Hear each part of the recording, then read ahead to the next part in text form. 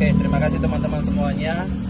Hari ini kami sudah melaksanakan proses mediasi yang kedua dengan agenda adalah menyampaikan proposal ya kepada para tergugat yang ditandatangani oleh prinsipal kami sendiri, yaitu Nikita Mirzani dan Ismail Marzuki. Nah, dalam proses mediasi kedua ini ya ada beberapa poin yang sudah kami sampaikan dan itu sudah terang benderang apa poin-poinnya dan sudah disampaikan kepada kuasa hukum para tergugat. Nah, terhadap proposal kami itu minggu depan akan dijadwalkan kembali ya proses mediasi, yaitu agenda jawaban atau tanggapan dari para tergugat terkait dengan proposal para penggugat yang disampaikan hari ini. Poinnya apa aja, Pak? Poinnya itu adalah kami menyampaikan yang pertama, pernah ada kesepakatan secara lisan dan elektronik ya antara para penggugat dengan para tergugat ya. Terus kemudian proses kesepakatan itu sudah disepakati ya, periodenya itu 1 tahun ya, 14 November 2024 sampai dengan 14 November 2025 ya. Nah, terus kemudian terkait dengan skema pembayaran, terus kemudian pembayaran sudah dilakukan. Namun dalam perjalanan waktu ya di tengah perjalanan itu kesepakatannya dibatalkan ya.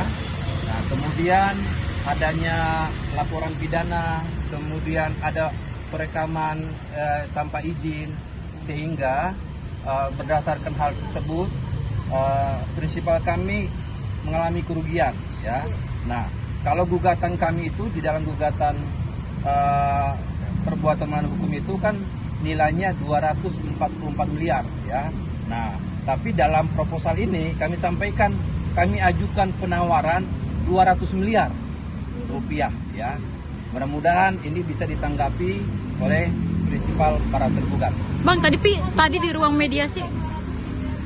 Oh iya, maksud di akal dong. Dari mana datang itu? Iya, kan ada kerugian terkait dengan misalkan ini kan harusnya ada perolehan yang diperoleh oleh prinsipal kami ya, dari kesepakatan itu, kemudian muncul persoalan baru, adanya laporan pidana, terus kemudian adanya proses tahanan ya, yang tentu kan akan merugikan banyak ya terhadap prinsipal kami. Nah, kami hitung-hitung, nah kan ini kan dalam proses mediasi, sehingga kan tidak boleh nilainya sama dengan nilai yang di dalam gugatan, sehingga kami sampaikan ke prinsipal kami berapa yang proporsional yang bisa disampaikan. Nah, prinsipal kami menyampaikan nilai itu, dan mereka yang tanda tangan, bukan kami sebagai kuasa hukum, yaitu Nikita Mirzani dan Ismail Marzuki. Bang, mungkin tadi sempat juga bersih tegang di dalam ruang mediasi. Mungkin ada apa sih, Bang?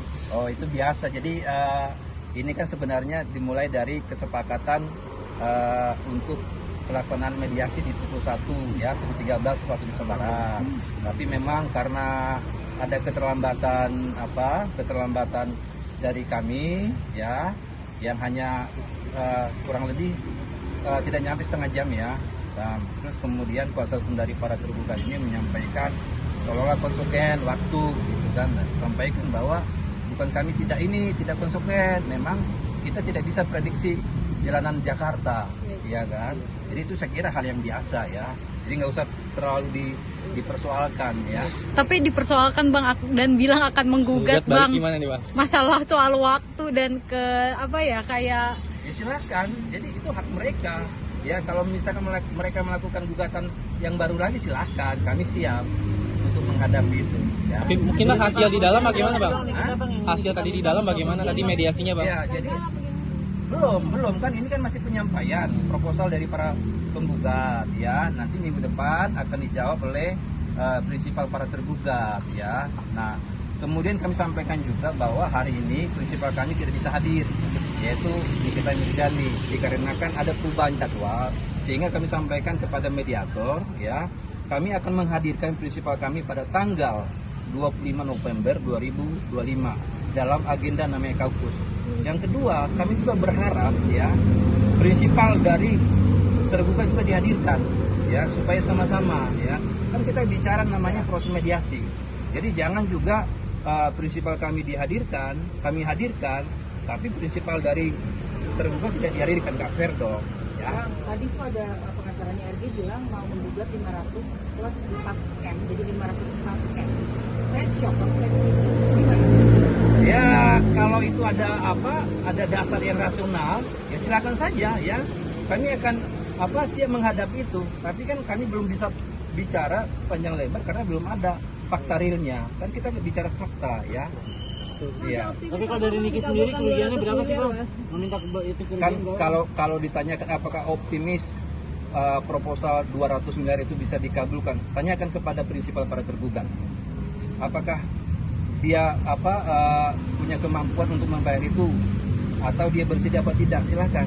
Kalau tidak bersedia lah. Kalau tidak bersedia. Iya berarti kan Atau yang tidak main-main gitu. iya kalau tidak bersedia ya berarti kan mediasi gagal sehingga nanti mediator akan melakukan deadlock mediasi lanjut dalam pokok perkara. Akan lanjut ke mediasi ruang sidang ya? Iya pokok perkara ya. Oke. Oke, Cukup Bang. ya? Belum, saya mau tahu lagi dong, boleh? Oke, silakan.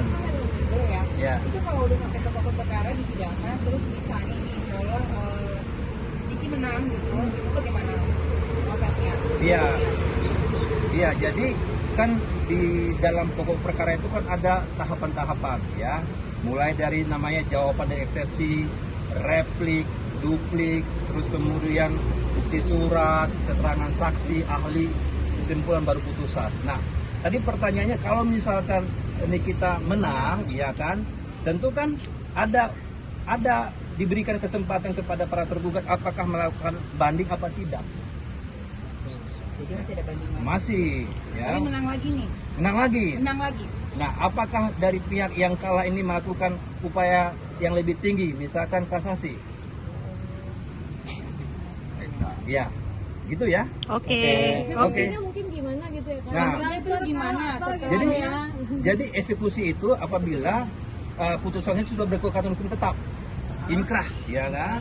Nah, sehingga ya dari putusan itu ya maka yang menang ini akan mengajukan namanya unmanning, ya permohonan kepada ketua pengadilan untuk melaksanakan eksekusi terhadap itu. Ya. Gitu ya. Kalau dia tidak membayarkan, pengadilan yang akan Iya dong. turun tangan. Iya dong. Oh gitu. Apa gunanya putusan? Oke. Oke. Gitu ya.